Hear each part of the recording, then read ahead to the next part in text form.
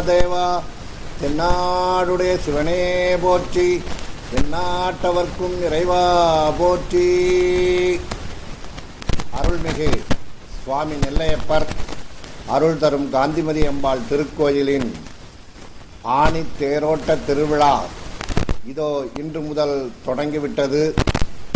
திருக்கோயிலிலே இதோ கொடி ஏற்றுவதற்கான ஏற்பாடுகளை சிவாச்சாரியார் பெருமக்கள் இதோ செய்து கொண்டிருக்கிறார்கள்.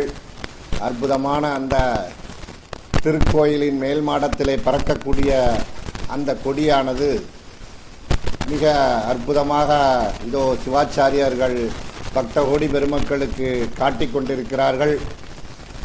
இன்னும் ஒரு சில நிமிடங்களுள் கயிற்றை பிடித்து இழுத்து அந்த ரிஷப கொடியானது மேலே திருக்கோயிலினுடைய கொடிமரத்தினுடைய உச்சியிலே கோயிலினுடைய மேல் மாடத்திலே சென்று பறக்கக்கூடிய வகையிலே இந்த கொடி அமைந்துள்ளது.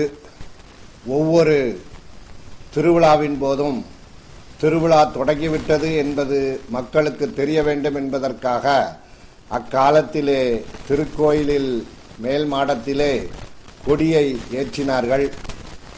அந்த கொடியானது ஒரு பக்கம் ரிஷபமும் மறுபக்கம் பல்வேறு வகையான மலர் மாலைகளை சூடப்பட்டு அற்புதமான இந்த கொடியானது வெண்ணிற கொடியானது இதோ மேலே ஏற்றுகின்ற வைபவம் சிவாச்சாரியார் பெருமக்களால் செய்யப்படுகிறது.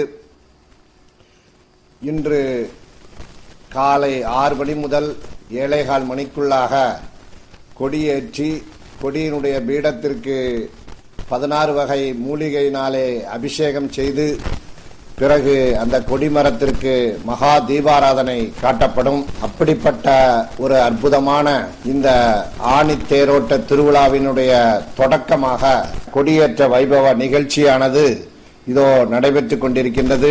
திருக்கோயிலினுடைய மேலே ஏற்ற வேண்டிய அந்த கொடியினை சிவாச்சாரியார்கள் கையிலே பிடித்த வண்ணம் சுற்றிலும் இருந்து கொண்டிருக்கிறார்கள்.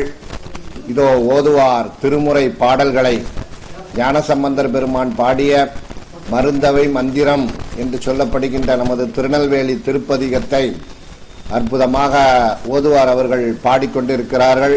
இதோ கொடி ஏற்றப்படுகிறது. மேலே உள்ள அந்த சாளரத்தின் வழியாக கொடி மேலே செல்லுகின்ற காட்சியை இதோ நாம் அற்புதமாக காண்கிறோம். இன்னும் சிறிது நேரத்திலே இந்த கொடி மேலே உச்சிக்கு சென்று பிறகு கொடிமரத்தை சுற்றி தர்பை புல்லுகளையும் புது வஸ்திரங்களையும் சுற்றி கட்டி மகா தீபாராதனை நடைபெறும். இதோ சிவாச்சாரியார் பெருமக்கள் கொடியினுடைய கயிற்றை கொஞ்சம் கொஞ்சமாக பிடித்து இழுத்து கொடியை அந்த கொடிக்கம்பத்தினுடைய கொடிமரத்தினுடைய உச்சிக்கு கொண்டு சென்று கொண்டிருக்கின்றார்கள். இதோ சுற்றிலும் பக்தகோடி பெருமக்கள் இரு கைகளையும் கூப்பி நெல்லையப்பர் சுவாமியினுடைய ஆணி தேரோட்ட திருவிழா இதோ தொடங்கிவிட்டது. தினமும் சுவாமியும் அம்பாளும் காலையும் மாலையும் திருவீதி உலா வருவார்கள். எனவே இறைவன் நம்மளை தேடி வருகின்ற இந்த ஆணி தேரோட்ட திருவிழா மிக ஒரு அற்புதமான நெல்லையிலே நடைபெறுகின்ற பல்வேறு திருவிழாக்களுள் முதன்மையான திருவிழாவாக இது கருதப்படுகிறது. அப்பேற்பட்ட இந்த கொடிக்கம்பத்திலே இதோ மேலே ஏற்றி கீழே சிவாச்சாரியார் பெருமக்கள் நின்று கொண்டிருக்கின்றார்கள். கொடிமரத்திற்கு அடுத்த பக்கமாக நந்தியம்பெருமான் மாக்காளை என்று அழைக்கப்படுகின்ற நந்தியம்பெருமான் வீற்றிருக்கிறார். நெல்லையப்பரை நேர் எதிராக அந்த நந்தியம்பெருமான் மாக்காளை என்று அழைக்கப்படுகின்ற நந்தியம்பெருமான் வீற்றிருக்கிறார். அவருக்கு பின்னாலே பலிபீடம் இருக்கின்றது. இப்போது நந்தியம்பெருமானுக்கு முன்பாக இந்த கொடிமரத்திலே அந்த கொடிமரம் என்பது உள்ளே மரத்தால் செய்யப்பட்டு பித்தளை அங்கியினாலே முழுமையாக போர்த்தப்பட்டு நீண்டு நீளமாக இருக்கின்ற ஒரு அற்புதமான ஒரு கொடி கம்பம். இந்த கொடிக்கம்பத்தினுடைய உச்சியிலே தான் கொடியை ஏற்றுவார்கள்.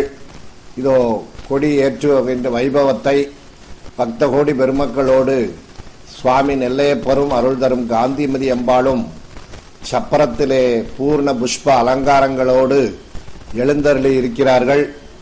கொடியேற்றி மகா தீபாராதனை ஆனதும் சுவாமி அம்பாளும் சுவாமியும் புறப்பட்டு உள்சுற்று திருவீதி உலா வருவார்கள்.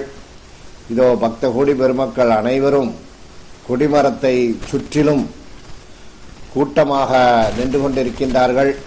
இதோ கொடி ஏற்றப்பட்டு விட்டது.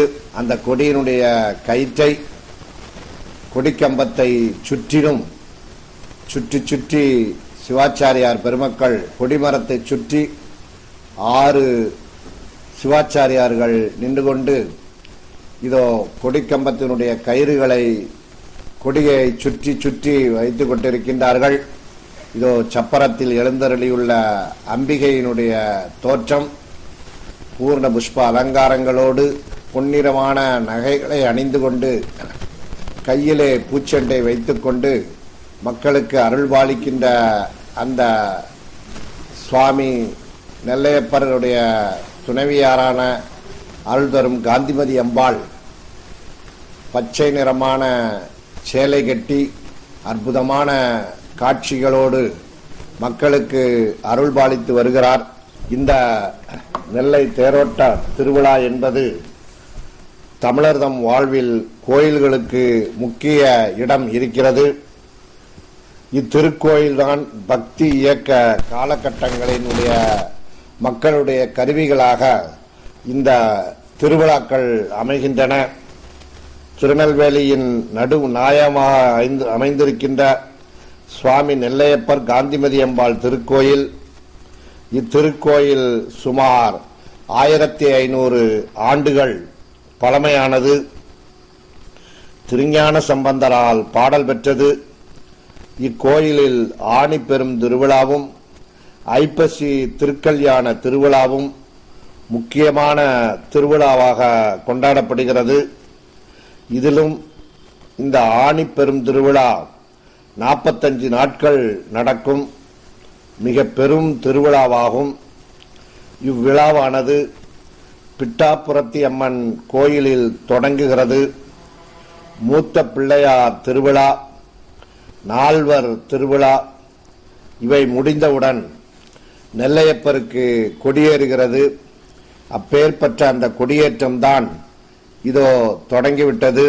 இத்திருவிழாவினுடைய 4ஆம் திருநாளில் நெல்லையப்பரும் காந்திமதியும் ரிஷப வாகனத்தில் எழுந்தருளி 63 நாயன்மார்களோடு திருவீதி உலா வருகின்ற காட்சி ஒரு கண்கொள்ளா காட்சியாகும். அதைப்போல ஆணிப்பெரும் திருவிழாவினுடைய 8ஆம் திருநாளில் இத்தலத்துக்கே உரிய மூர்த்தியான கங்காளநாதர் எழுந்தருளுகிறார். கங்காளநாதர் நெல்லை மாவட்டத்தில் மட்டுமே அறியப்படுபவர். வடக்கே எந்த கோயிலிலும் இந்த மூர்த்தி கிடையாது. தமிழகத்தின் பிற தலங்களில் பிச்சாடனர் என்று வழிபடக்கூடிய அந்த மூர்த்தியையே நமது நெல்லை மாவட்டத்தில் கங்காள மூர்த்தியாக ஒரு சில மாற்றங்களோடு பக்த கோடி பெருமக்கள் வழிபட்டு கொண்டிருக்கிறார்கள். இத்திருவிழாவினுடைய சிகரமான நிகழ்ச்சி என்னவென்றால் 9வது நாள் தேரோட்டம். தோடுடைய செவியன் விடையேறி ஒரு தூவெண்மதி சூடி காடுடைய சுடலை பொடி பூசியன் உள்ளம் கவர் கல்வன்